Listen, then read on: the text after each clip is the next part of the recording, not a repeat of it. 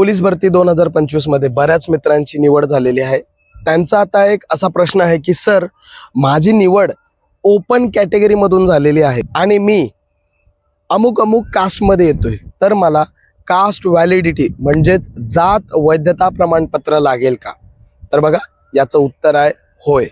मित्रांनो, आपण फॉर्म भरत असताना आपण आरक्षण निवडलेलं आहे, मग ते कुठलंही असो, ओबीसी असो, SEBC असो, EWS असो किंवा कोणतेही असो, तुम्ही जे आरक्षण निवडलेलं आहे, तुम्हाला लेखी आणि ग्राउंडला चांगले मार्क आलेले आहेत, त्यामुळे तुमची निवड जरी ओपन मधून झाली असेल तरी तुम्हाला कास्ट निवडल्यामुळे कास्ट व्हॅलिडिटी आणि कास्ट सर्टिफिकेट द्यावंच लागणार आहे।